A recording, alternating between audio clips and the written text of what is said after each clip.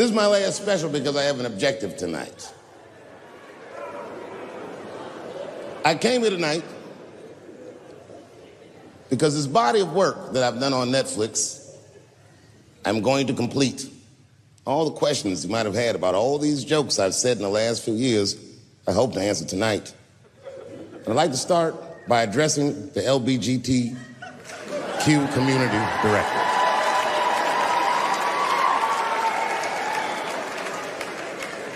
And I want every member of that community to know that I come here tonight in peace. And I hope to negotiate the release of the baby.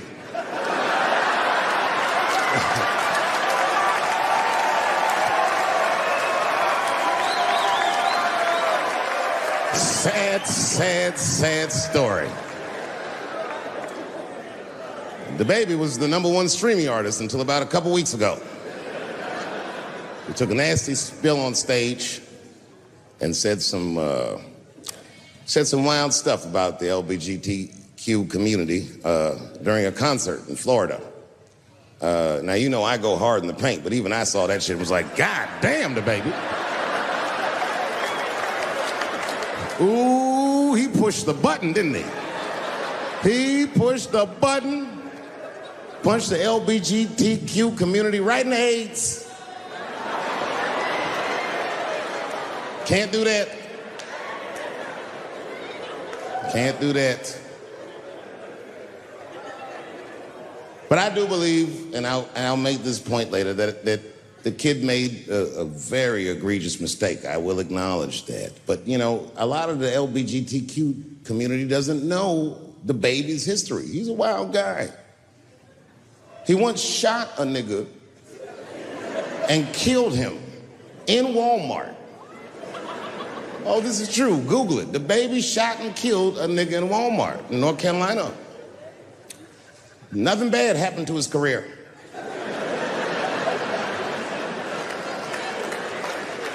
Do you see where I'm going with this?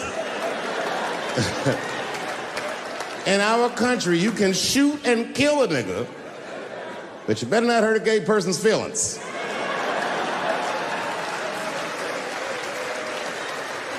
And this is precisely the disparity that I wish to discuss.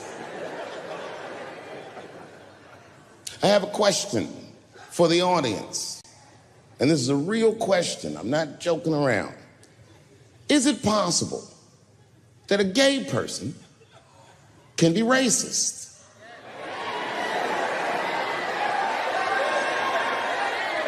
Do you really think so? Of course it's possible. Look at Mike Pence.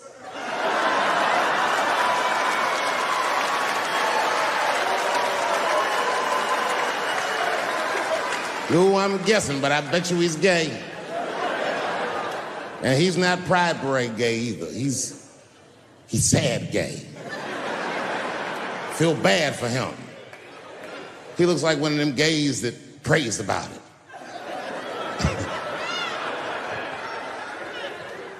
Jesus, please take these dirty feelings out of my heart.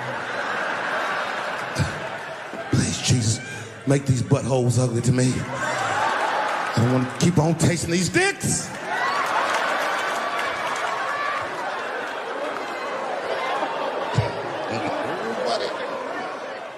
You guys are confusing the emotions. You think I hate gay people, and what you're really seeing is that I am jealous of gay people. Oh, I'm jealous. I'm not the only black person that feels this way. We blacks, we look at the gay community and we go, God damn it, look how well that movement is going. Look how well you are doing. And we've been trapped in this predicament for hundreds of years. How the fuck are you making that kind of progress? I can't help but feel like if slaves had baby oil and booty shorts, we might have been free 100 years sooner, you know what I mean? If Martin Luther King was like, I want everybody to get up on them floats, get your bodies good and shiny.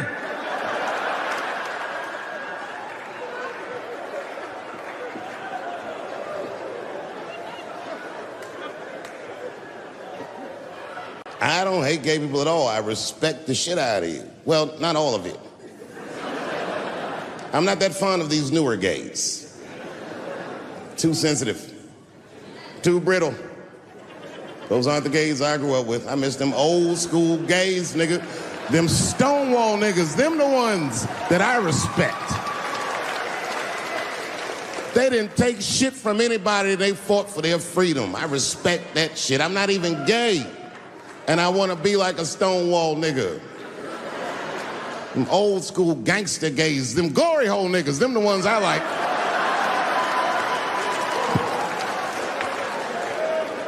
These new gays don't even know what the glory hole is.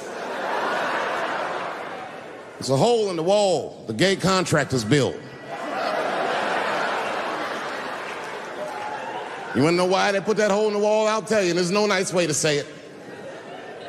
Because when they wanna have some fun, they will put their penises in that hole and hope for the best. I respect that shit. There's a lot of courage on both sides of that hole, nigga. I'm not even gay, and I want to try that glory hole out.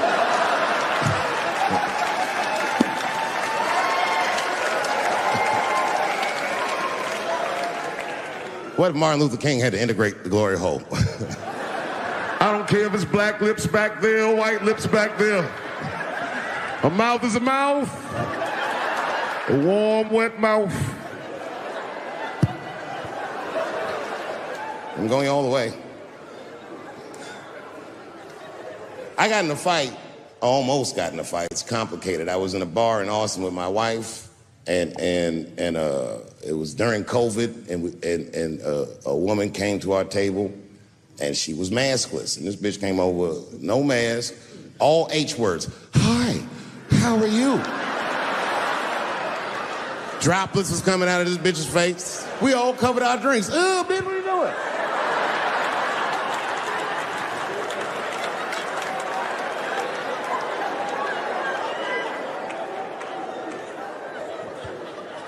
Now, I looked over at the table that she came from, and I peeped game. The men at the table were filming me. This happens when you're famous. People will come over and try to rattle your cage and get you to say something stupid or dumb so that their buddies can film it and they get a video of you embarrassing yourself. And clearly, I said, this is what's happening. And these dumb motherfuckers thought that it was my first rodeo.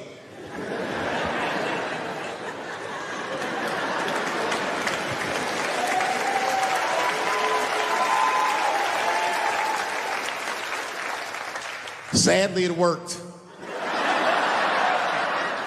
I ran right over there. I said, I pointed right in the camera. I said, you's a bitch-ass nigga for doing this to me.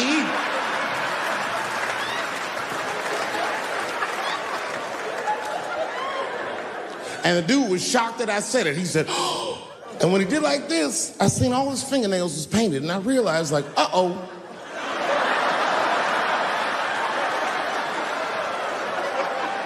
This fella's gay. Now, you know how I talk. I call everybody a bitch-ass nigga, you know what I mean? But that's not a right thing to do if they're gay, you know what I mean? And now I was in trouble. And not only that, the motherfucker was huge. He stood up. He was towering over me. He must have been 6'5", a big, white, corn-fed, Texas homosexual. This nigga was ready to fight. And he started barking on me, but I stood my ground. I wasn't scared. How could I be scared? This motherfucker's shirt was tied up in a knot like this. Oh, fuck this guy. Let's go, nigga, let's go. I thought we were gonna come to blows. I was ready, And then, right when you think we would fight, guess what he did? He picked up his phone and he called the police. And this thing I'm describing is a major issue that I have with that community. Gay people are minorities until they need to be white again.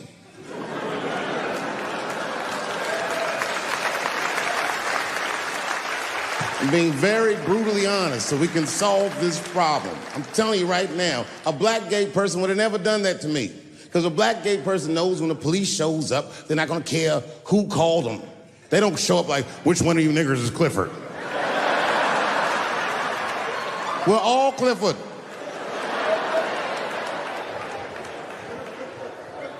This happens far too often. This thing is good 36-year-old pussy.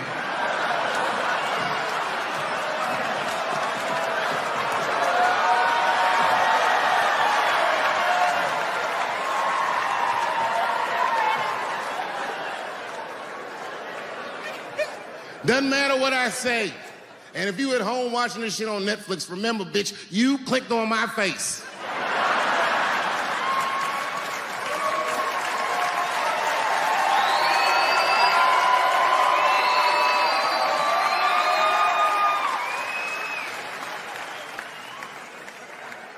Celebrity hunting season. Doesn't matter what I say, they're gonna get everybody eventually. Like, look, I don't think I did anything wrong, but we'll see.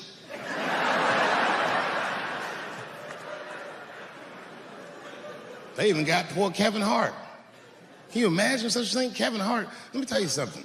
It was Kevin Hart's dream to host the Oscars. That's what he told me.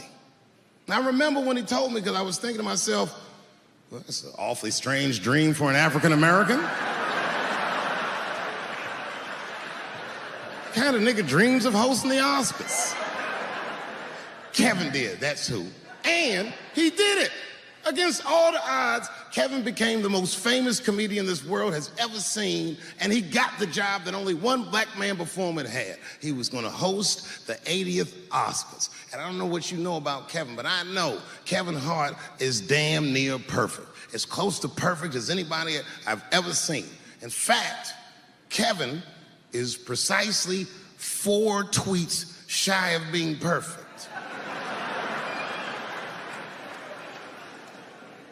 10 years ago, Kevin had made some very homophobic comments. And I'm not gonna repeat what he said, because this is Atlanta.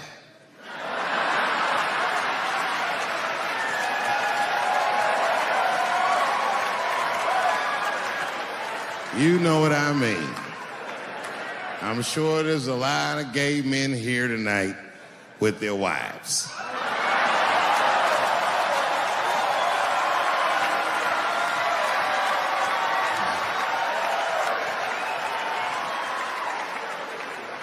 Far be it from me to offend anybody. All right, I'll tell you what he said. But just remember, these were not my words. These were Kevin's words. And it was a long time ago. And I'm paraphrasing because I'm not good at telling other people's jokes. Okay, Kevin said that if his little son was demonstrating or exhibiting homosexual behavior around the house, that he'd chastise him. He'd say, hey, that's gay. And then he said he would smash a dollhouse over that child's head. Ooh, the gay community was furious. And I don't blame them. I got a lot of gay friends. And all of them, 100% of them, all have told me fucking horror stories about the shit they had to go through just to be themselves. Crazy, crazy stories. And in all those stories, I gotta say, not one of them has ever mentioned anything like their father smashing a fucking dollhouse over their head. Because clearly Kevin was joking. Think about it. You would have to buy this nigga a dollhouse to break it over his head in the first place. Does that sound right? Is anybody gonna do that? The gay community was upset, and then they put so much pressure on the Academy of Motion Pictures and Sciences that they went to Kevin and said, if you don't apologize to that community, then you cannot host these Oscars. And then Kevin said, fuck it, I quit.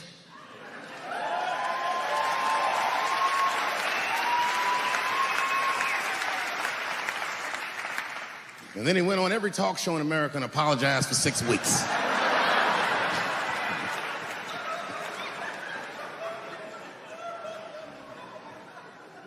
Kevin fucked up. I understand the mistake he made because I've made the same mistake early in my career. This is many years ago, 15 years ago. It's when I was doing Chappelle show. There's a, thank you.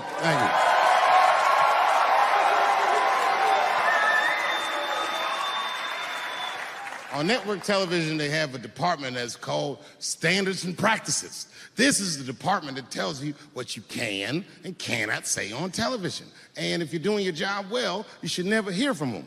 But if you're making a Chappelle show, you'll hear from these motherfuckers all the time.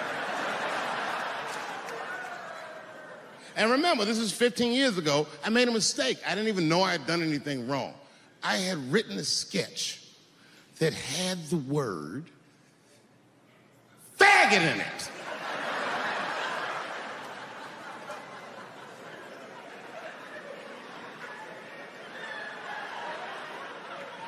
So I had to go to Standards and Practices. They called me up. I don't know why they're calling me, but I like the lady that runs the department. She's usually really fair and was one of my favorite people I've ever worked with. So she sits me down. We have a nice conversation. She tells me, oh, the sketches are great. I go, oh, fantastic. Well, then why am I here?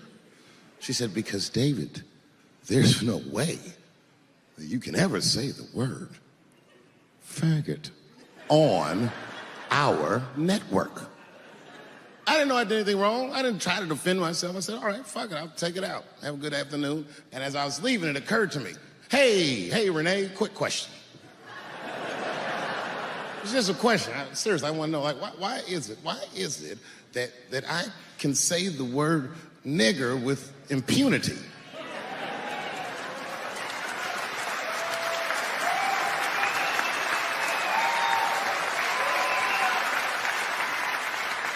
But I can't say the word faggot. And she said, because, David, you are not gay. I said, well, Renee,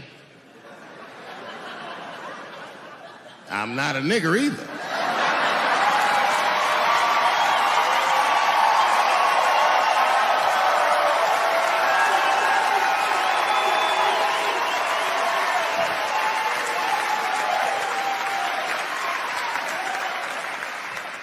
But you see, what I didn't realize at the time and what Kevin had to learn the hard way is we were breaking an unwritten and unspoken rule of show business. And if I say it, you'll know that I'm telling you the truth. The rule is that no matter what you do in your artistic expression, you are never, ever allowed to upset the alphabet people.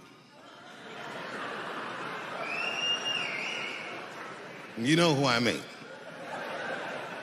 Those people that took 20% of the alphabet for themselves. I'd say the letters, but I don't want to conjure their anger.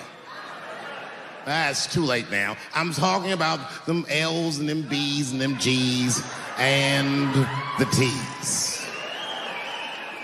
People be surprised. I have friends, all kinds of letters. Everybody loves me, and I love everybody. I got friends who are L's, I got friends who are B's, and I got friends who are G's. But the T's hate my fucking guts.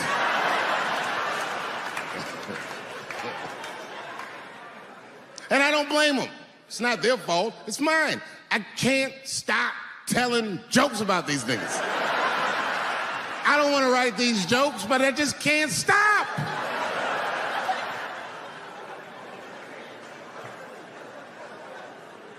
You know, you hear all those letters together all the time, LBGT, LBGT, and you think it's just one big movement. It's not.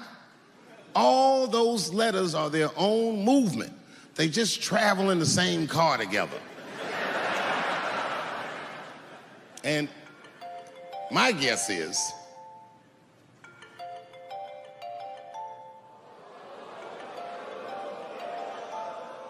what is this, high school? This nigga probably got a babysitter or something. Go on and answer your phone, nigga. Just get that shit out of here. I'm in the middle of something important.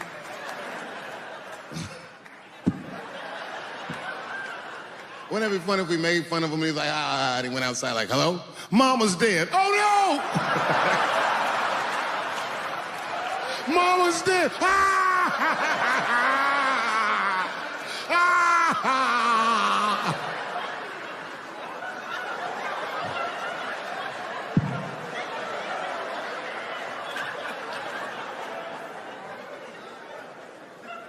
That was a weird time phone call, wasn't it?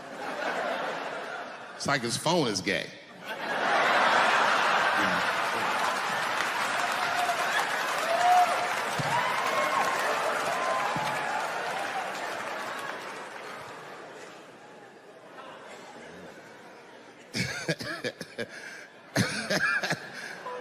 like I was saying, my guess is the G's are driving that car. That makes sense to me, because there's white men in the G's. And these people are trying to get around discrimination and oppression. And you know how white dudes are. We know these roads. In fact, we built these roads. The rest of you buckle up. We'll get you to where you want to go. So the G's are just driving the car. Of course, next to the G's in the passenger seat is the L's. Everybody likes the L's, except for the G's. I don't know what that's about. I just know the G's don't like them that much. And the G's always say like little subliminal digs on them. It's unnecessary shit. It's not mean, but you know what I mean? They just be like, I wouldn't wear that.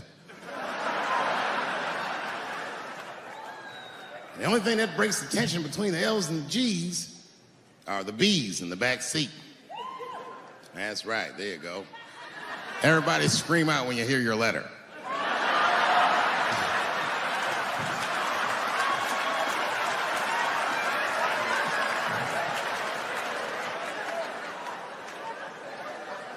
If it's one thing that the L's and the G's agree on, is that the B's are fucking gross.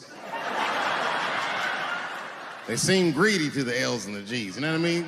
They're just sitting in the back seat like, yeah, man, I'll fuck anybody in this car. What's going on, man?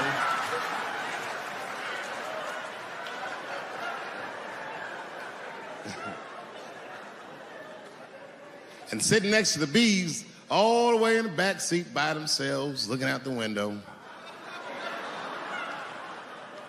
That's the T's. Everybody in the car respects the T's, but everyone also resents the T's. It's not the T's' fault, but everyone in the car just feels like the T's are making the trip take longer.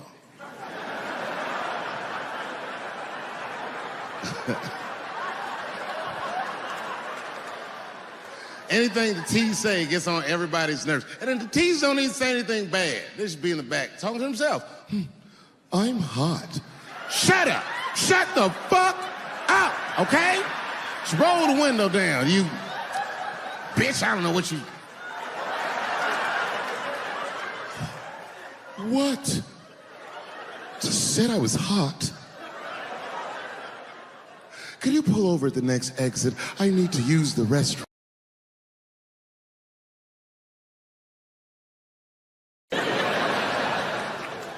It's too dangerous, man. You know, all last year, I was touring with arguably one of the greatest, if not the greatest, living comedian, Chris Rock. Me and him toured all year last year. And right before that tour started, Chris was involved in what we blacks might even consider a goddamn 9/11. Chris got slapped in the face at the Oscars by Will Smith, which was one of the craziest things I'd ever seen. In fact, if you watch it live on television like I did, when it happened, I thought it was fake. I did, and I wasn't sure, so you know what I did? I waited, because I'm like you, I know Chris. I waited like 30, 40 minutes, as long as it would take him to get to another party. And I called him on FaceTime, and he picked up. As soon as he picked up, he said, "You was the only nigga I had to answer the phone for." Apparently, Obama and Oprah, everybody had called this nigga to see if everything was all right.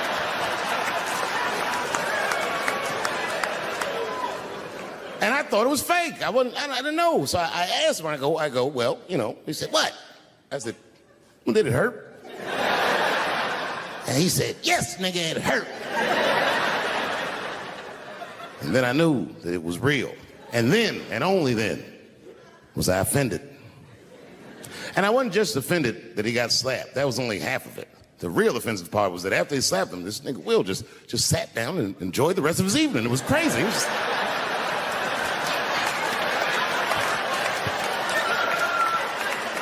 The fuck is this? And then all year, we was touring, and I couldn't wait to see what he was going to say in his special about this slap. And I toured him all year, but the night he taped his special, Chris was one of these guys that's crafty. You never know what he's going to say until he really says it. So I went to see him tape his special. He taped it right up the street in Baltimore.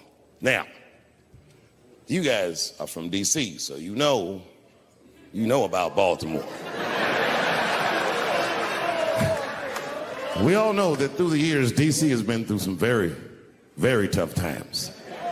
Sadly, Baltimore is still in a very tough time. Not everybody in the world really can understand the depth of Baltimore. Baltimore is so desperate that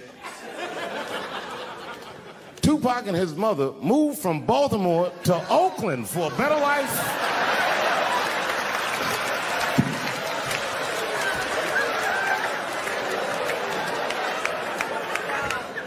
And Chris Rock went so hard in the paint, and I can't believe he did this, he shocked a Baltimore crowd. I didn't even know that was possible. I started doing comedy around here. Shocked them. And you know what he said that got him? He looked at the crowd, he walked out. I didn't expect him to say this. He looked at the crowd, it was all black, Baltimore black.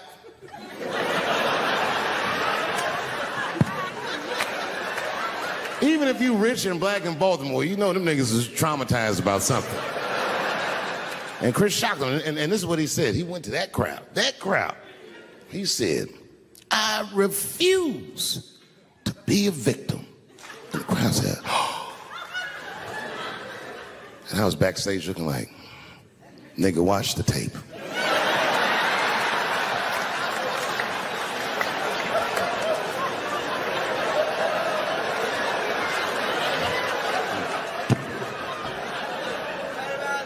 I know it's fucked up, but I tell you the truth.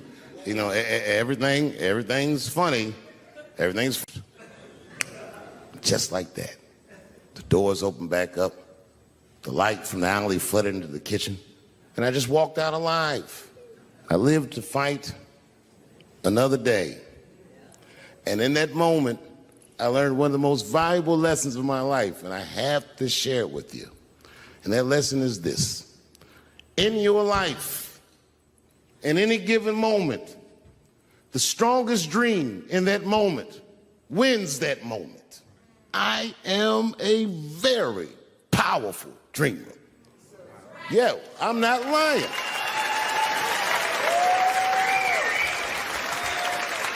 I dreamed tonight, this very night, as a 14-year-old boy, and I am living it as a 50-year-old man.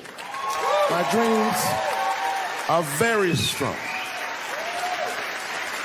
Today, I walked all around Washington. I used to be poor in this city, and all day people just said, hey, Dave, like they knew me personally, and I felt like I knew them. And I say to myself, my God, Dave, what a powerful dream. But then sometimes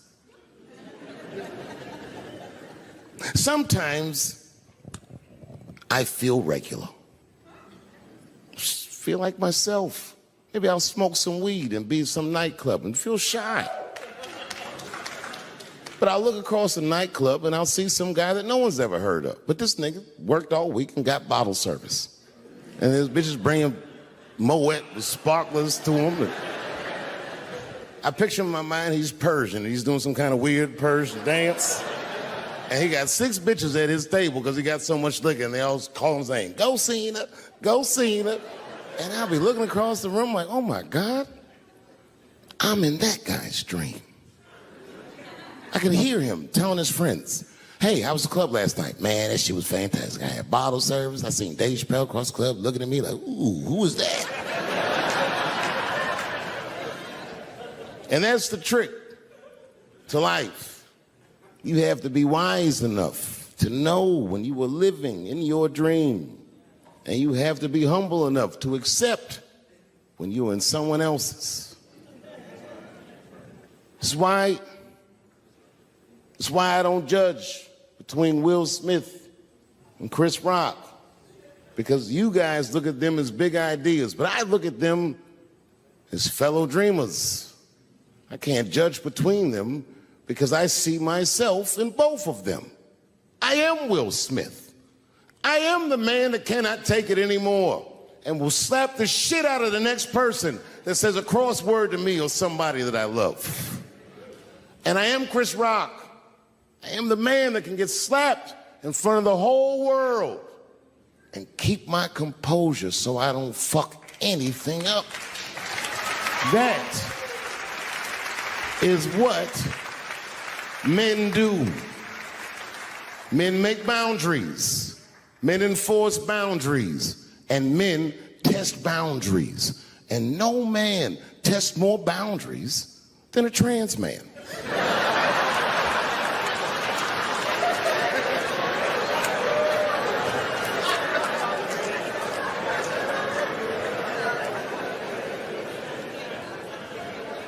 When I see a fellow dreamer, I give them my utmost respect, even if I don't understand what their dream is. I know a dreamer when I see one, and I've met many powerful dreamers in my life. None more powerful than a man who calls himself Little Nas X.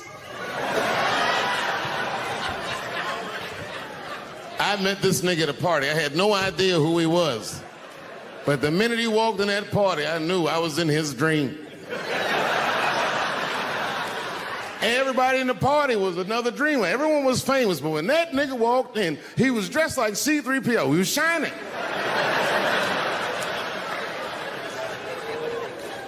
And everyone was like, oh my God, there he is. That's Lil Nas X. I didn't know who he was. And for some reason, out of all them dreamers, he walked right up to me. And he said, I tried to get you in my video. I didn't know what the fuck he was talking about. I said, what? I said, what? What video?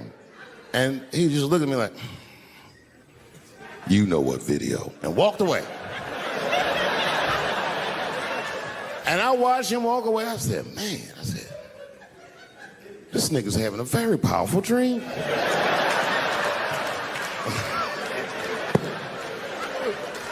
You know what it reminded me of? It reminded me of when we was in grade school. Remember in grade school, the teacher would ask everybody what they want to be? Timmy, what do you want to be when you grow up? And Timmy acted like he had an idea. He'd stand up, he'd say, I want to be a fireman. And the teacher would say, Timmy, that is a beautiful dream. But Timmy didn't mean it. Timmy said he wanted to be a fireman because deep down, Timmy's attracted to fire. And by the time he's 14 years old, this nigga's a full-blown pyromaniac, playing with kerosene and matches like a goddamn expert. And then one night he goes downtown with his buddies, fucking around with fire, and burns a warehouse down. And he doesn't know it, but there's 13 migrant workers from El Salvador, and in that motherfucker, they get trapped, and then they die in the fire. Isn't that a tragedy? It was an accident. He's only 14 years old, but he's black. So they try him as an adult. And Timmy ends up spending the rest of his life in jail. Dream deferred. Burp, burp.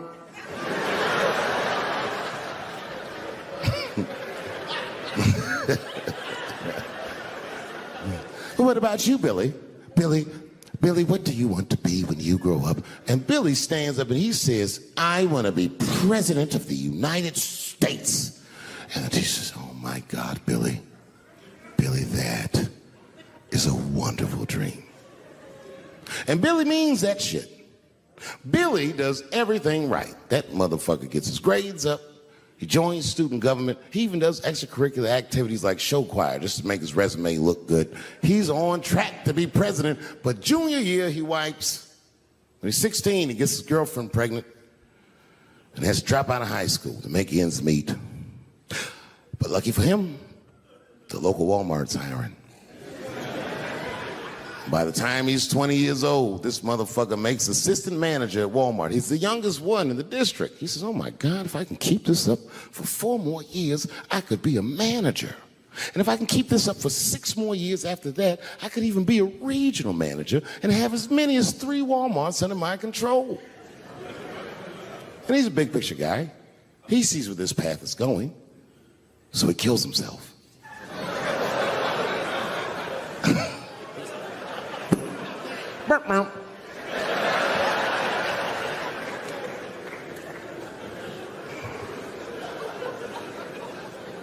Well, what about you? What do you want to be when you grow up? I don't want to say, because I don't want the other kids to laugh at me. Who cares if they laugh? Your dream is yours. Own your dream so they can come true. Say it loud and proud. What do you want to be when you grow up? Little Nas X. That nigga stood up in front of the whole class. I want to be the gayest nigga that ever lived.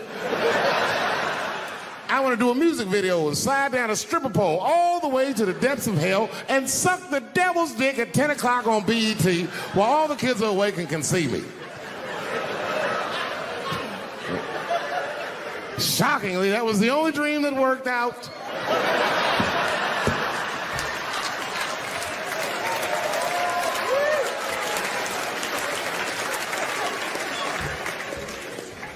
That's why I'm here tonight in the city where I built the dreams that I live, because I wanted to tell you all that they came true. And I wanted to thank you all for making the man that I am today.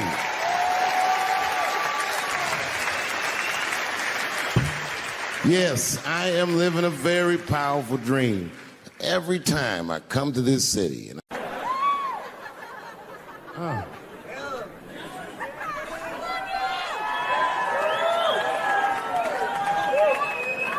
Is the word pussy offensive? All right, just checking. I asked that crowd when we was in Denver, I said, is the word pussy offensive? And the whole crowd said no, except for two people. One was a woman in the front. She's older than me, maybe around my age. Definitely a feminist. You know what I mean? Short haircut, plaid shirt, you know what I'm saying? And she didn't say it offended her. What she said is, she said, I'm uncomfortable with that word. And I was like, really? You? And then before I could ask her why, there was one other guy. He was in the balcony. Now, I don't think he was saying this to me, but he said this. Everybody heard him say it. He goes, it's delicious.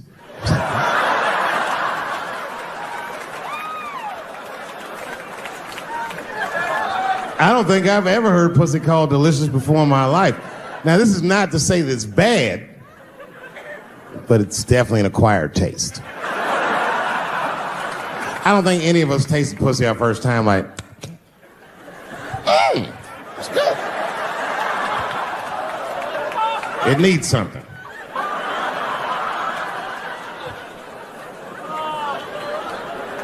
You know, it's illegal for a gynecologist to say the word pussy. They can only say vagina, or they can name individual parts medically, but they can never say shorthand, even if the gynecologist is a woman. I feel like if it's a woman gynecologist, it's cool. Like, am I all right? And she's like, girl, that pussy is. Yeah. I don't think men should be allowed to be gynecologists. That shit is a conflict of interest. Even when my wife was pregnant, we used to go to the gynecologist. And he'd put her legs up in that stirrup like this. He'd be like, all right, Miss Chappelle, just try to relax. I push her, back up, motherfucker, I got this. Just tell me what to look for.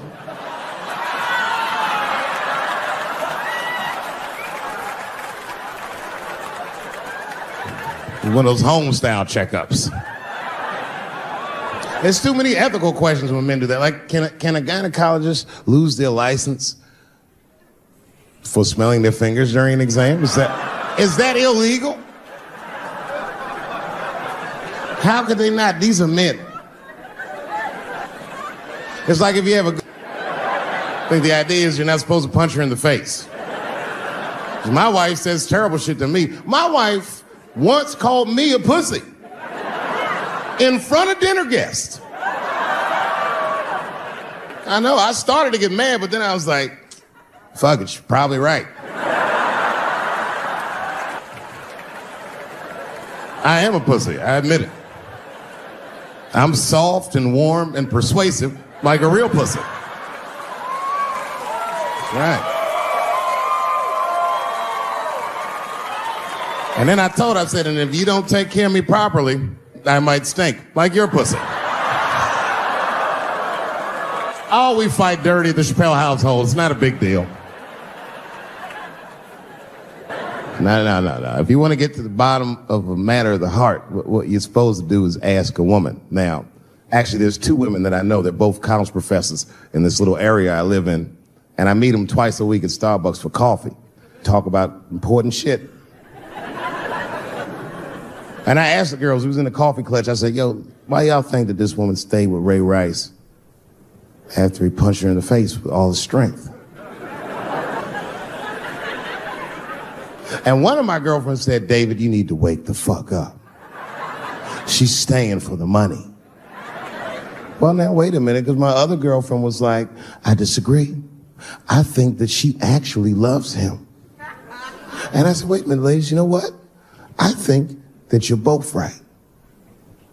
And what I was doing when I said that was preserving the possibility of a threesome with these bitches. I've been chipping away at this pussy one cup of coffee at a time for like 4 years. I was gonna throw all that hard work away with some Ray Rice shit. I don't care that much.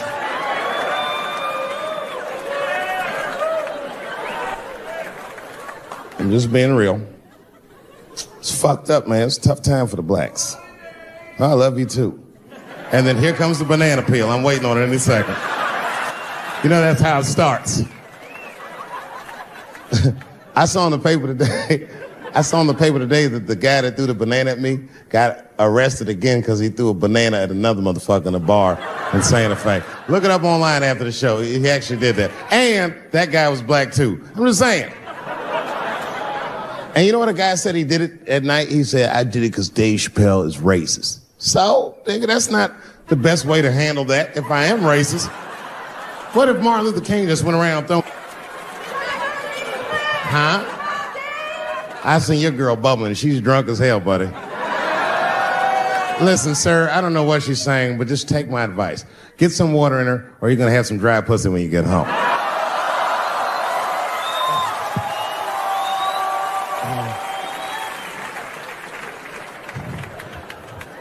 His dick's gonna be shaped the fuck up tomorrow.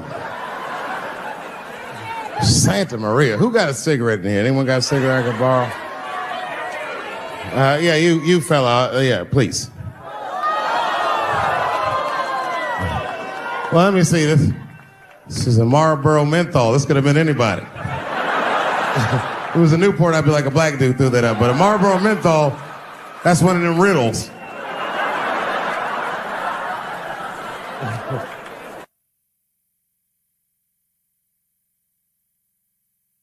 Good barbecue, you don't even think about it. You just...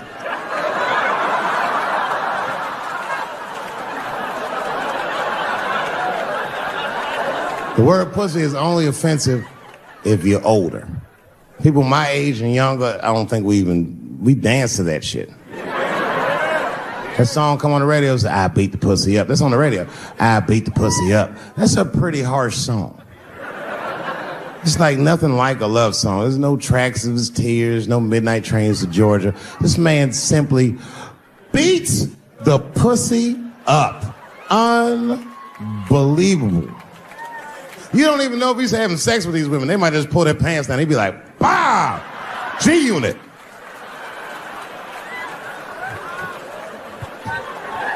Like you'll be watching HBO. Hi, I'm Larry Merchant, standing here ringside with the pussy after a devastating bout with 50 Cent.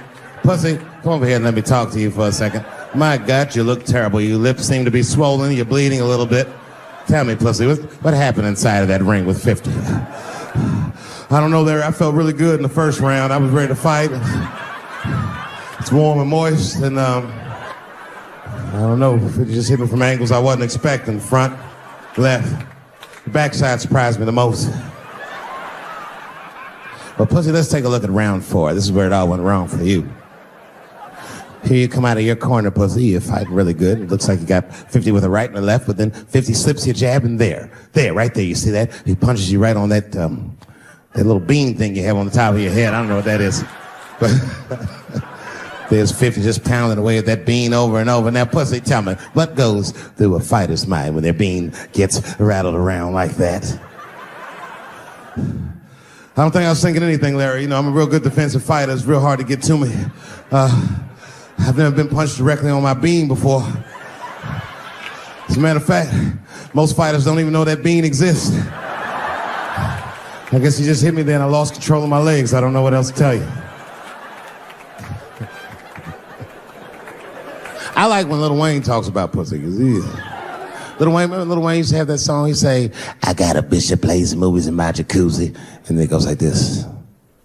Pussy juicy. That shit always makes me laugh because no guy says that, you know what I mean? Only Lil Wayne would say some shit like that. If he was fucking a girl, she's like, is this pussy good? And I can be like, it's juicy. It's good. He said the pussy was juicy. That's why I'm not Lil Wayne, because if I was in a hot tub with a girl and I could tell that the pussy was juicy while I was in the hot tub, I'd probably get out of the tub. I'm a germaphobe. I just picture Lil Wayne like, what is this strange oil floating in my hot tub water?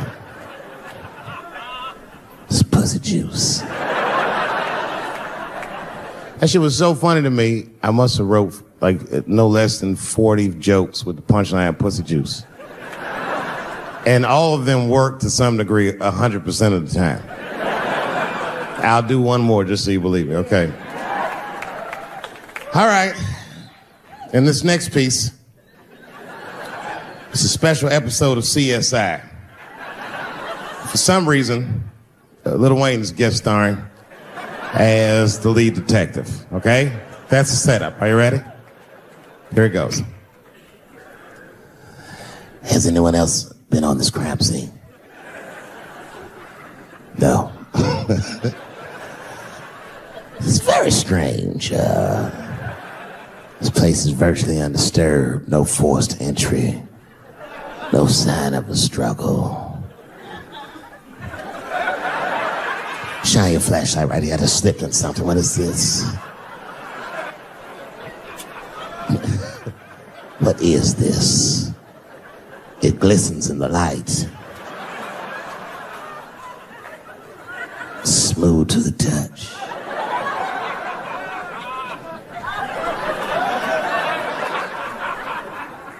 This is pussy juice.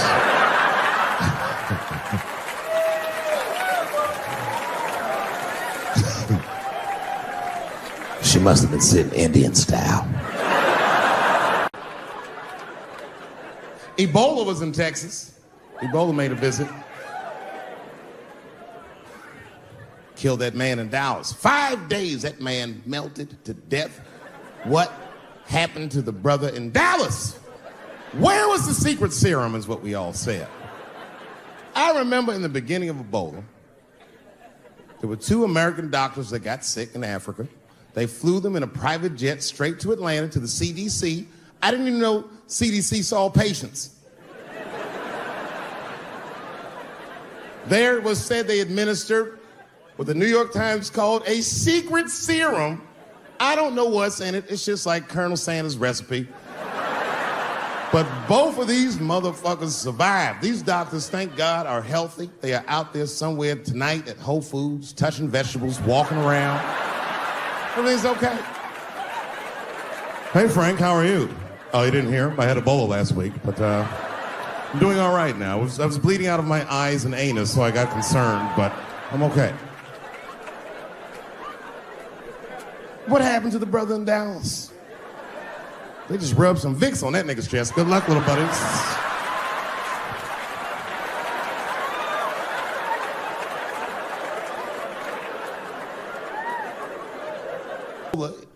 Is the new AIDS. Whew. Isn't that something? Here I am thinking that old AIDS was working just fine. And they already have a new AIDS out.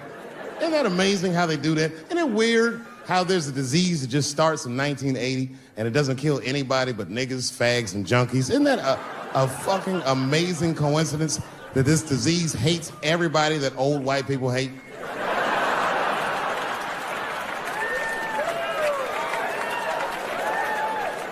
I think either God is white or the government hid that shit in disco balls. Only fun people get AIDS. Last month on the front of the New York Times, the measles was a headline. I had to check the date of the paper. I was like, measles, what is this, 1850? What the fuck is this? Why is measles in the news? Turns out they were trying to decide if mandatory vaccinations for children is the way we all want to go. Any thoughts? You say yes? I'm sorry, ladies and gentlemen. I don't know. I don't know about this one. First of all, black people generally don't trust doctors. You know, after the Tuskegee experiments and all that shit. More importantly, don't forget Michael Jackson was killed by a doctor. Granted, he was doing drugs, but if I was a heroin addict and I had a licensed physician injecting heroin in me, I should survive that. I'd just be looking like, oh, I'm good, right? I'm good? It's not too much, is it? Dr. Butterfingers killed Michael Jackson. After that, I was like, fuck going to the doctor.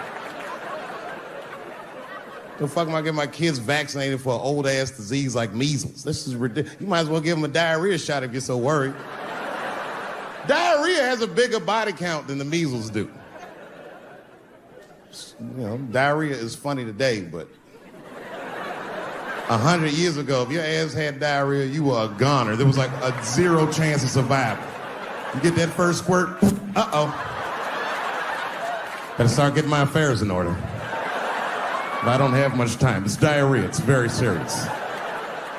You just watch your buddy slowly die in a pool of his own shit. Oh, I give up diarrhea. Too strong. Nowadays, your buddy just be like, oh, we got diarrhea. Just eat a banana, nigga. Drink some water. Let's get to the club. His dick's gonna be shaped the fuck up tomorrow. Santa Maria. Who got a cigarette in here? Anyone got a cigarette I can borrow? Yeah, you fella. Yeah, please. Well, let me see this. This is a Marlboro menthol. This could have been anybody. If it was a Newport, I'd be like a black dude threw that up. But a Marlboro menthol, that's one of them riddles.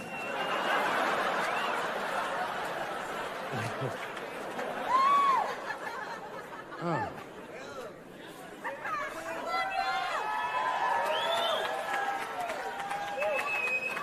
Is the word pussy offensive? All right, just checking. I asked that crowd when we was in Denver, I said, is the word pussy offensive? And the whole crowd said no, except for 2 people. One was a woman in the front, she's older than me, maybe around my age, definitely a feminist. You know what I mean? Short haircut, plaid shirt, you know what I'm saying? And she didn't say it offended her. What she said is, she said, I'm uncomfortable with that word. And I was like, really? You? And then before I could ask her why, there was one other guy, he was in the balcony. Now, I don't think he was saying this to me, but he said this. Everybody heard him say it. He goes, it's delicious.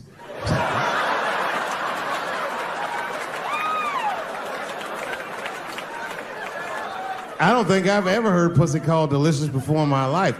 Now, this is not to say that it's bad, but it's definitely an acquired taste. I don't think any of us tasted pussy our first time like, hey, it's good. It needs something.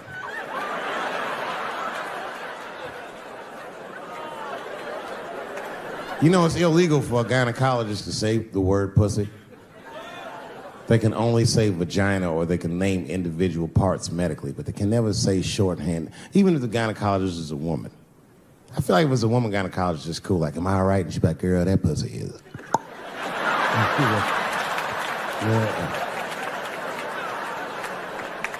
I don't think men should be allowed to be gynecologists. That shit is a conflict of interest.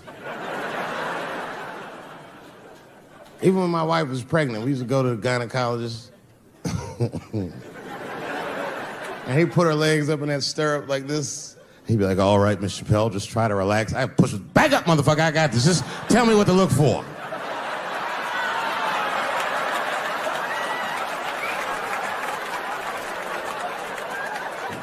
One of those home-style checkups.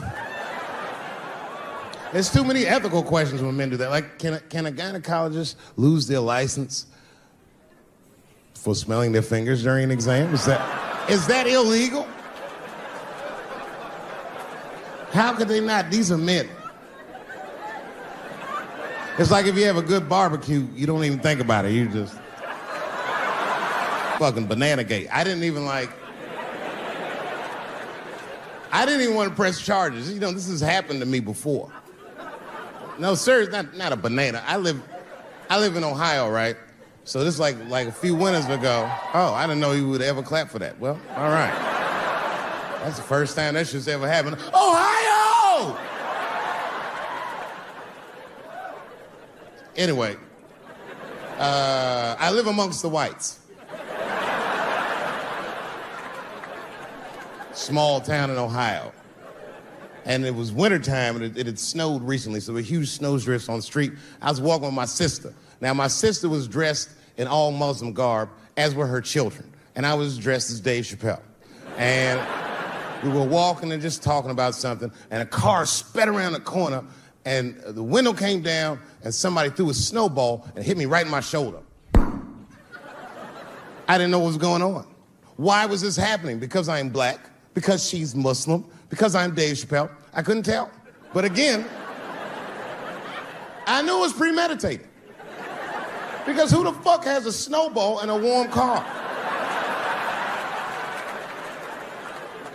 But I didn't think it all the way through, lady, because he went around the corner and got stopped at a red light. He was caught in the traffic.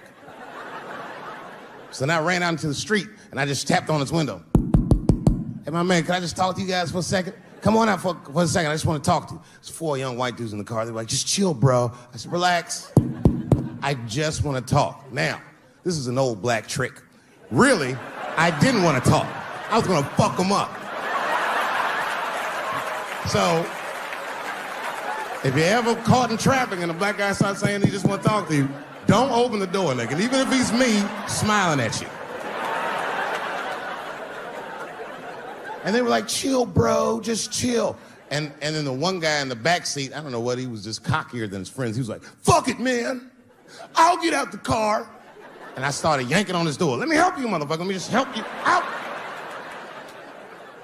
And I didn't notice his window was down.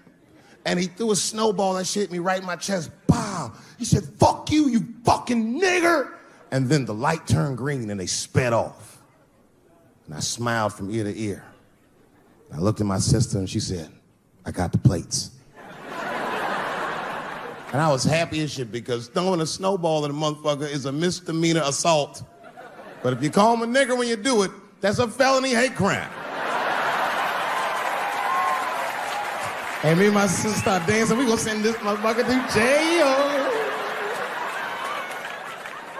Now, I didn't notice it, but while I was yelling at him, a crowd of all white people had formed because it was an all-white town. And I was like, uh-oh, I thought I was gonna get jumped. And one of them white guys stepped out and was like, I didn't like that at all. This is not what this town represents. I don't want this goddamn stuff in my vicinity. And another white guy was like, yeah, I didn't like it either. And then an old white guy stepped out of the crowd and said, young man, if you're going to fill out a police report, I would like to come with you and do the same. I said, you guys would do that for me? And the whole crowd said, hooray! I said, come on, y'all. I look like Malcolm X going to see Brother Johnson with a trail of white people.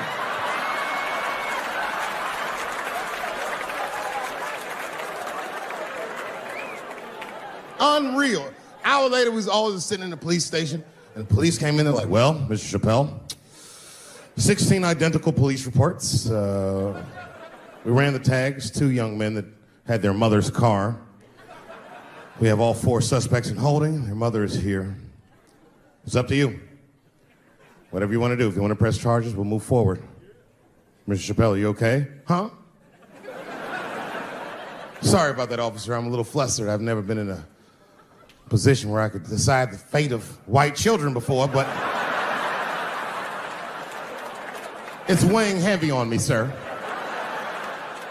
And I really can't decide. And I saw a lady pacing back and forth in the hallway, and I said, is that? He goes, yes, that's their mother. Well, can I speak to her before I make a decision? And when the mom came in, she saw it was me. She busted out crying. Oh, God, oh, no, I don't want him to go to jail.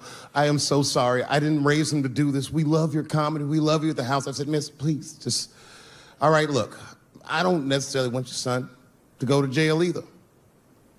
But what he did was pretty fucked up. So, is there something we can do short of jail just to let him know that he's wrong? She goes, oh, I don't know. What did you have in mind? Miss, I've never been in this position before. Oh, you know what we could do? I don't know if I'm asking too much, but maybe if you could just suck my dick a little bit. Just a little bit. I'm not gonna finish. I just want you to do it enough so that I can tell him you did it.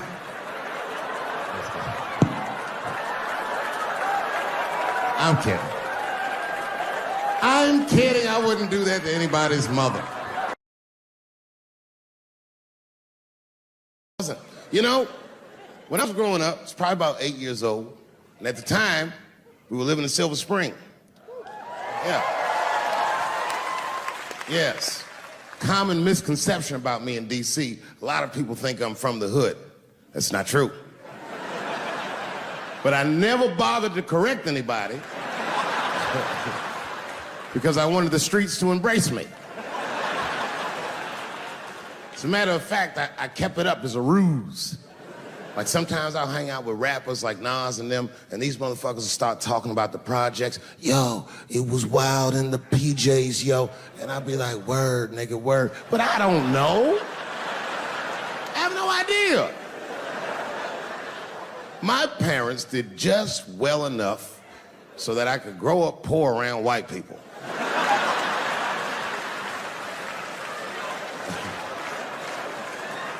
And to be honest, when Nas and them talk about the projects, nigga, I used to get jealous because it sounded fun. Everybody in the projects was poor, and that's fair.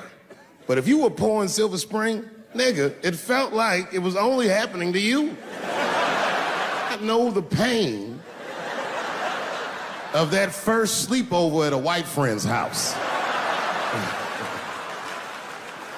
And you come back home on Sunday and just look at your parents like, y'all need to step your game up. Everything in Timmy's house works. Remember the first time you saw that? In a cold winter, and you'd be at a white friend's house and see the motherfuckers in their living room without their coats on?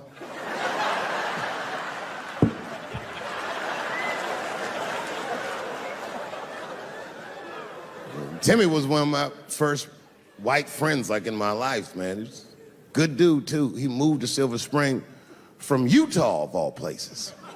I guess his family was affiliated with that Mormon church they got down there, and me and him used to hang out. And one day I was at his house, we were just hanging out, and Timmy says, Dave, why don't you stay for dinner tonight? I said, oh, man, I'd love to, but I can't. If I'm not home before dark, my mother will kill me. That was a lie. My mother had several jobs. I hadn't seen her in like 3 or 4 days. At that point in my life, it was my experience that white dinner wasn't delicious.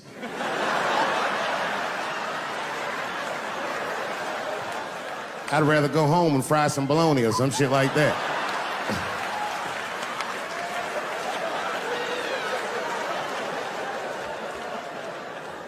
But then old Timmy threw me a curveball I wasn't expecting. He said, oh, it's too bad you can't stay, Dave, because Mom made stovetop stuffing.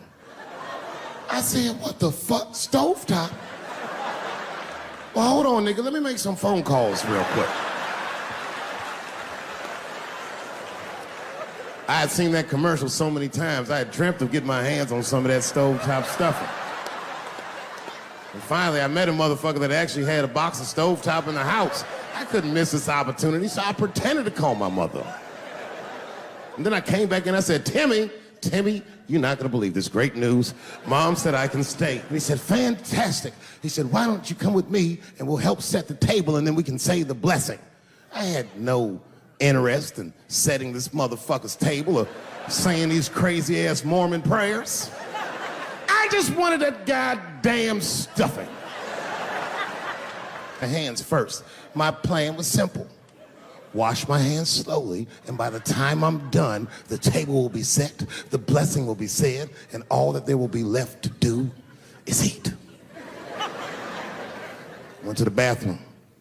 I washed my hands very slowly. I must have been in there for about 10 minutes. And suddenly, one of his mothers came to the door.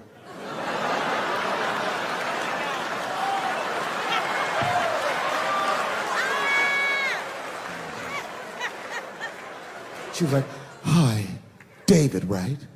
I said, "Yes, ma'am." She said, "Timmy tells me that you're planning on staying for dinner." I said, "I hope that's not a problem, ma'am." She says, "No, it's no problem. In fact, we'd love to have you. It's just that we weren't expecting company. And I'm afraid there's not enough stovetop stuffing for everybody." So I kicked her in the pussy. Bam!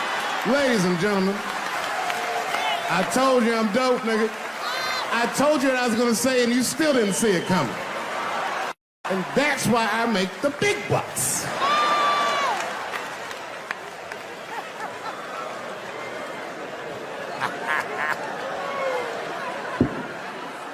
Oh my God. But there's a more important reason that I would stop doing comedy right now. And this reason is the real reason that's been percolating, and it really is the crowd, not you. I'm talking about the crowd on the big stage. It's too hard to entertain a country whose ears are so brittle. Motherfuckers are so sensitive, the whole country is turned into bitch-ass niggas.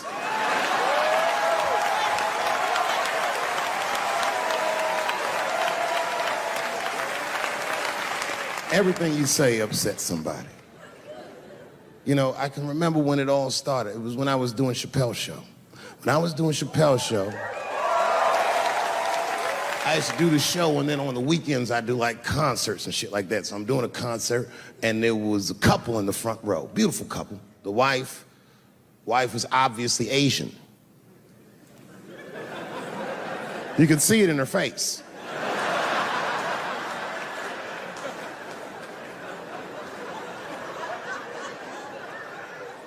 The husband, this motherfucker was mysterious, to say the least. Couldn't quite pinpoint where he was from. Caramel-colored fella, very nice hair, but he could have been from anywhere. Bangladesh, Mexico. I can't guess with a nigga like this. All I knew for sure about this guy is that his wife was a bitch. I could see that in her face, too. No, he was laughing and having a good time, and she was scowling at me at a goddamn comedy show. I couldn't figure it out. And then I realized at some point that she was pregnant, and I was smoking on stage. I said, "Oh my God, that's probably why she's mad." So I started to put my cigarette out, but then she hit me with one of them fake non-smoker calls. So I just kept smoking. I thought to myself, "Bitch, that baby will be fine, relax." And I tried to break the tension. I just asked her. That's all I said. I go, "Hey, where are you guys from anyway?"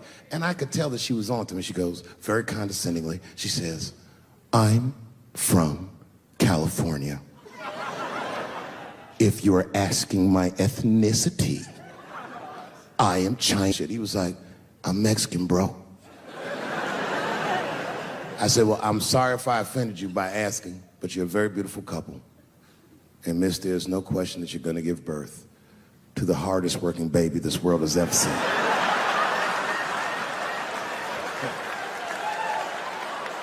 That's not a bad joke. She got very upset. She got up to leave immediately, but she didn't just leave. She had to take one last dig at me on the way out. "I will never buy one of your fucking DVDs again, Dave Chappelle." I said, "Ma'am, with all due respect, Chinese people don't buy DVDs."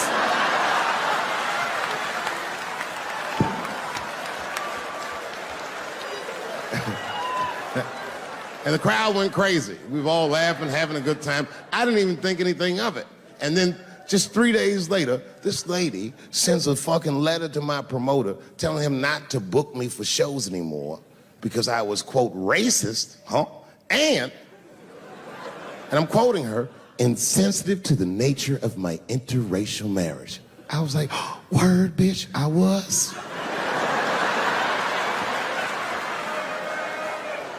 If she would know that I myself am in an interracial marriage. That's right. In fact, my wife is Asian too. Surprise, bitch, I'll see you on Thanksgiving.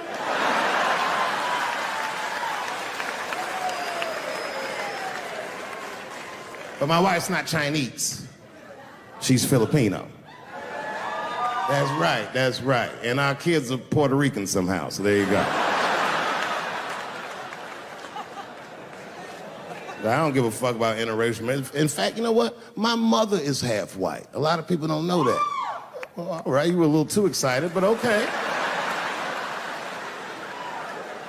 A lot of people don't believe me when I say that, but it's true. You can't tell looking at me, but if I grew my hair out,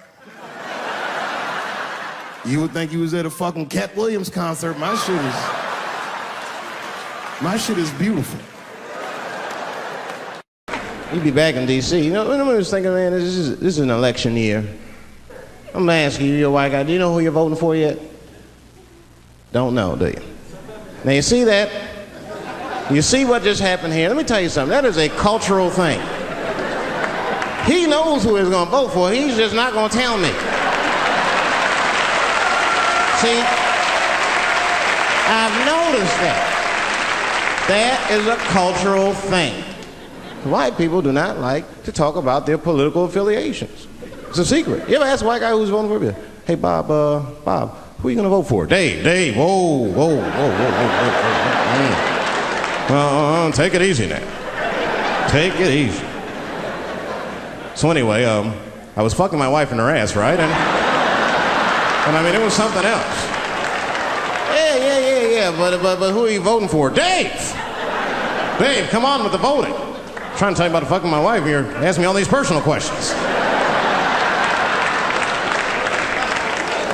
They don't like to divulge that information because it matters to them. Black people talk about that shit. Black people will openly talk about politics. Black people will openly talk about beating up politicians and shit. If I see George Bush, I'll kick his motherfucking ass for cutting my Medicaid. They don't say it. Black people just say it. But there's a reason for that. It matters more for that. It matters more. Black people see even when I vote, right? Which I don't. But even when I like think about like who I would vote for, right? I don't even look at their political policies. I just look at their character. You know what I'm saying now? You gotta read, no, I'm serious. You gotta read between the lines. Like, you know, you look at Clinton, and black people like Clinton, because we've seen him on the campaign. I saw one thing on the campaign trail. He actually just picked a black baby up and kissed him. Come here, you little nigger baby. Mwah! Just kiss him. I said, I like that. He did not hesitate or nothing. You see George Bush Jr., he be there, ugh.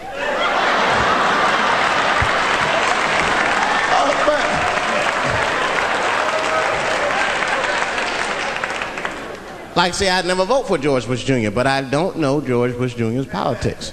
The only thing I know about George Bush Jr. is that guy sniffed cocaine. That's right. Now, listen, we cannot have that shit in the White House. That might be fine for a mayor, but goddamn it, not in the White House. Not in the White House. You know what I'm saying? The stakes are too high in the White House. Can't have no cokehead president. He be selling nuclear secrets for $20, $30 and shit. He'll be in meetings embarrassing America. Come on, sign the treaty, baby. I suck your dick. Like, what the? Mr. President. Like, Mr. President, that is not how we do business here, sir. Stop sucking the ambassador's dick. No, let him finish.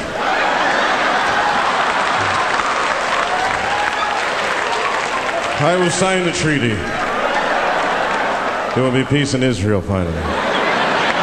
Thank you. Thank you. I like not knowing what's going to happen. I like making memories. Sometimes I do all this crazy around my colleagues just so that they can tell their friends I did it. But rather than talk about myself, just briefly, I want to just talk about my genre. Stand-up comedy is an incredibly American genre. I don't think any other country could produce this many comedians. And unbeknownst to many people in this audience, I don't think there's opinion that it exists in this country that is not represented in a comedy club by somebody. Each and every one of you has a champion in the room. We watch you guys fight, but when we're together, we talk it out. I know comics that are very racist, and I watch them on stage, and everyone's laughing, and I'm like, that mother means that.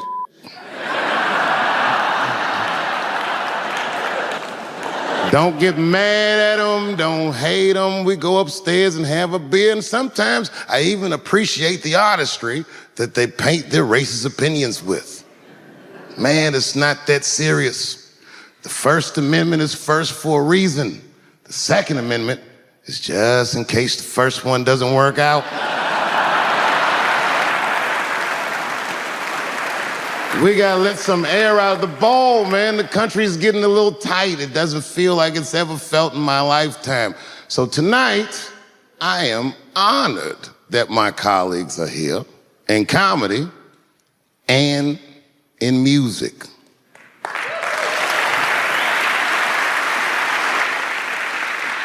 And I want everyone in America right now to look at me. Look at me smoking indoors.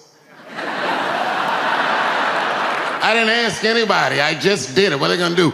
Kick me out before I get the prize? No, nigga, this is called leverage.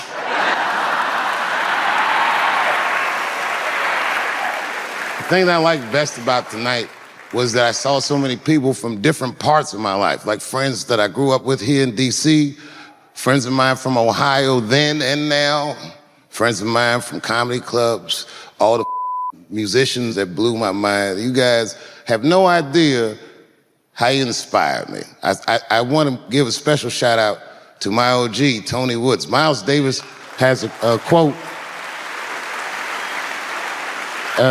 It's one of my favorite. Miles Davis said so much cool shit, but one of the things he said I always loved, he said, it took me years to learn how to play like myself. You know, he would watch other musicians and he would try to play like Dizzy or Bird, or all the guys who were great. Tony Woods was my Dizzy and Bird if I was a Miles. I was trying to play like you. You were the first person I ever saw do it absolutely right. You were fearless and you told the truth. There's something so true about this genre, when done correctly, that I will fight anybody that gets a true practitioner of this art form's way, because I know you're wrong. This is the truth, and you are obstructing it. I'm not talking about the content, I'm talking about the art form. Do you understand? Do we have an agreement? And what I really wanted to say tonight, and I'm glad I get the platform to do it, I'm gay. I am gay, and I can't wait to see what this does for my career, being gay like this.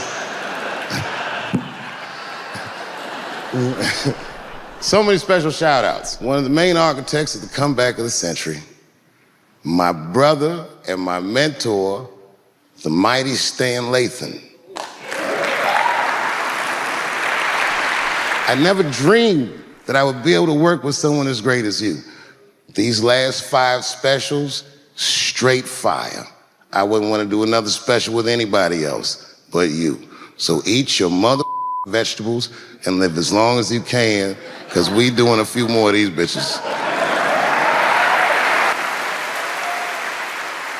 Neil Brennan, your speech made me cry, because it reminded me of all those hard days of work and all that money I never got for it. The other real special shout out I gotta make, because none of this would have been possible on any level without this person, is my mother. Mom. My mother. Mom. You have no idea what I put this woman through. If you had just given birth to me, that would have been more than enough. But the fact that she raised me and raised me well, we had a real oral tradition in our house. I knew the word griot when I was a little boy. A griot was a person in Africa who's charged with keeping the stories of the village. Everyone would tell a griot the stories and they would remember them all so that they could tell future generations. And when they got old, they'd tell them to someone else. And they say in Africa, when a griot dies, it's like a library was burnt down. And my mother used to tell me, before I ever thought about doing comedy, she said, you should be a griot.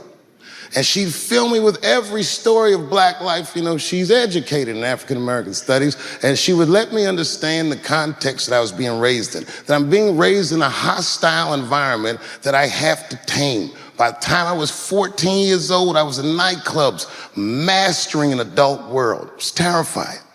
The crack epidemic was going on, and my mother would hear gunshots outside and be scared to death. Maybe it's my son. But early in my career, if you remember, Mom, you used to sit in the club with me.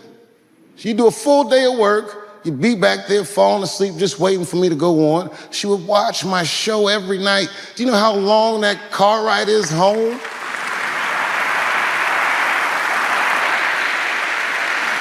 How many of you have ever heard your mother say, jokes were a little too much tonight, son?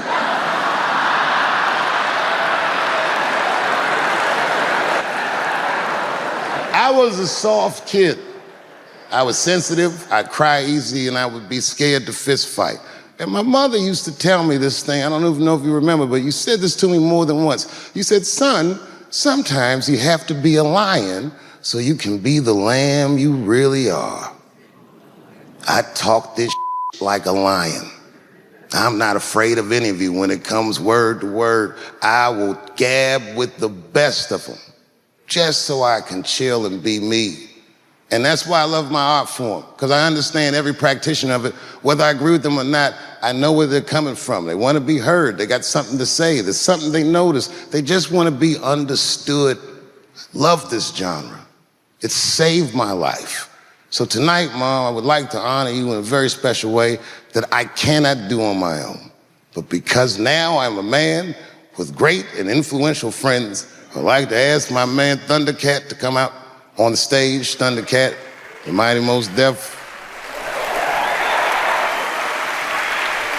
Washington, D.C., thank you very much for giving me a home and a place to start. Today is officially Dave Chappelle Day in Washington, D.C. The mayor declared it last night. So, in the future, on Dave Chappelle Day, I ask everyone who wishes to celebrate it to make one incredible memory for themselves and or somebody else. Thank you very much. Good night.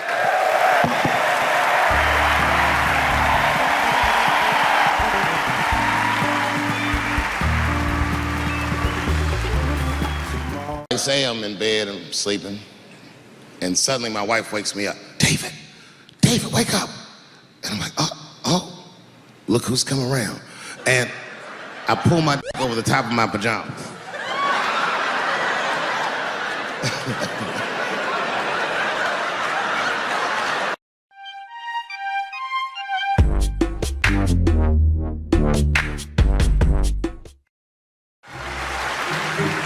I hate guns, personally.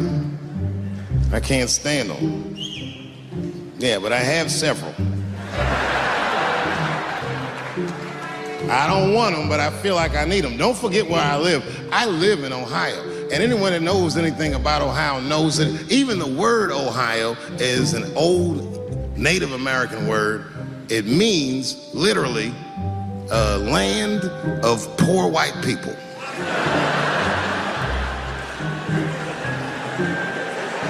I didn't even know what I was looking at first. I was just driving like, why are all these white people so sleepy out here? These things.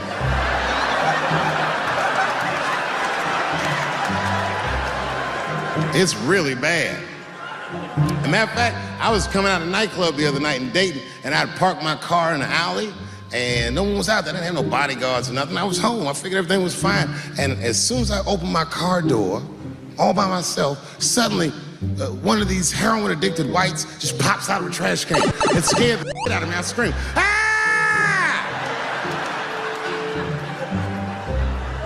And then I realized it was a woman. She f***ed up. She's like, hey man, relax, okay?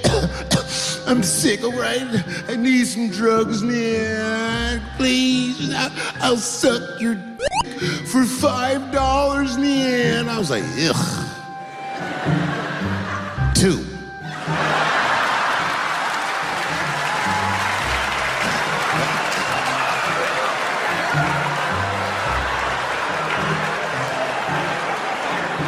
Be that as it may, I'm armed to the teeth. First gun I bought was a 12-gauge shotgun. And I didn't want the gun. Remember, though, I'd moved to a farm, and I was sitting there on the porch, and I see a white dude walking across my property, entitled, like he's supposed to be there. He had a rifle over his shoulder, too. Ain't that a I said, what the is this guy doing on my property? I was mad as shit, but I was unarmed. So I ended up just waving to this motherfucker like a bitch. I was just...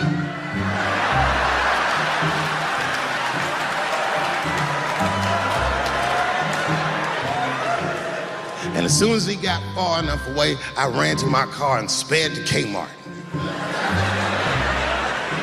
This is in a rural white area. And remember, I was nervous because the guy was on my property, I'm black, and I was sweaty. You know what I mean? And I ran to the gun counter, black and sweaty, sweating and black, and I looked up at the guy, I was like, I looked like a slave or something. I said, I need a gun immediately, like that, just like that. The guy didn't ask no questions. He just grabbed a 12-gauge shotgun, handed it to me. I'd never even held a gun before. I'm not a dummy. I'm like, well, I need some bullets too. And the guy reached under the counter, put 2 box of shells on the counter. He said, all right, buddy, which box do you want? And I didn't know. One box had pictures of some ducks on it. The other box had a picture of some deer. I said, well, what's that box with them ducks? He said, oh, that there's birdshot. And then he goes just like this, I'm not exaggerating, he goes, that won't kill a man.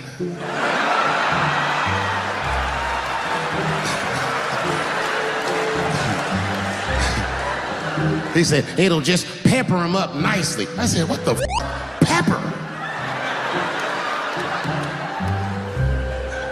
You know what it means to pepper a motherfucker up? It means that when the shell explodes, hot BBs will shoot out of the barrel of the gun, not killing a motherfucker, but penetrating their skin and shallow flesh. Boy, that's gotta hurt. Hot BBs? I said, well, what's that box with the deer on it? He goes, oh, that there's buckshot. That'll put a hole in the goddamn truck if you wanted to. So which box do you want? And he picked the one with the deer up and shook it.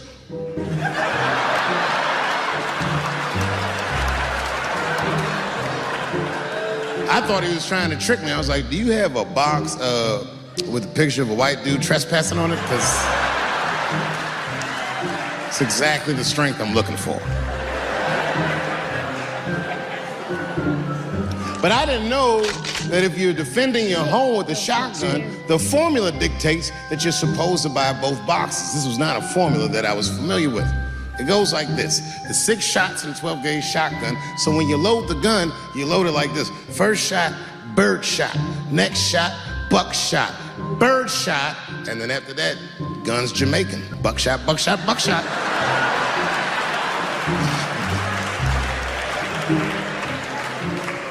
She got to picture it. Okay, like say I'm in bed and I'm sleeping, and suddenly my wife wakes me up. David, wake up. And I'm like, oh, look who's come around. And I pull my over the top of my pajamas.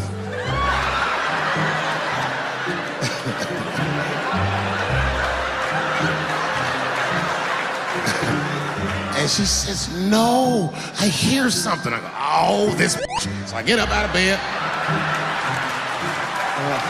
grab the gun, I say, wait here, baby, I'll go check it out. Just lock the door behind me. Oh my God, she's right there in the kitchen is a heroin-addicted white, and he's digging through the change jar by the door. I worked really hard for that change. I gotta do something. So first, I wrapped the shotgun. Hey, click, clack. That's a test. That click, clack sound will stop a rational human being in their tracks. But sure enough, this person is not rational. They're sick on drugs. They're digging in the change. I gotta act fast. This nigga's almost got $1.50. I warned you, birdshot. And there it goes. Hot BBs will permeate his yellow heroin skin. Remember, I'm not killing him. I'm just peppering him up nice. He lets out a heroin scream.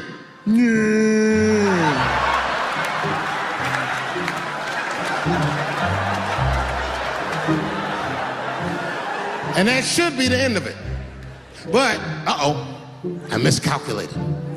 While he's on the ground screaming, I noticed that his teeth are horribly miscolored. That's not heroin at all, is it? That's crystal meth. He pops right back up unscathed.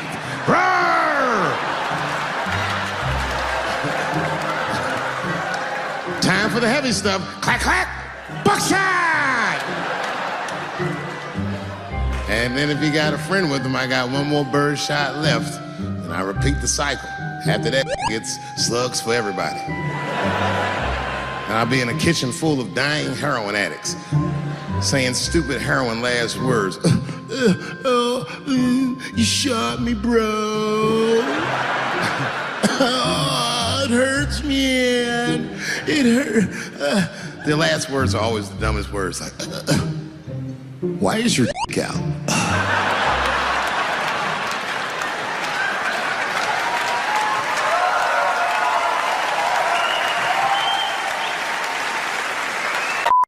Everyone, we have an announcement to make. Here comes a new challenger! So make your choice right. Select to make your first pick. 10, 9, 8, 7, 6. Choose and pick the best one. 5, 4, 3, 2, 1. Select to make your first pick. 10, 9, 8, 7, 6. Choose and pick the best one. 5, 4, 3, 2, 1. Select to make your first pick. I say, Billy! Billy! The mushrooms! I'm about to be a white man, Billy! The mushrooms taking out my color. I'm washing my color out, Billy! Billy, I got the Michael Jackson! Welcome to This Is Not Happening. I'm your host, Roy Wood Jr.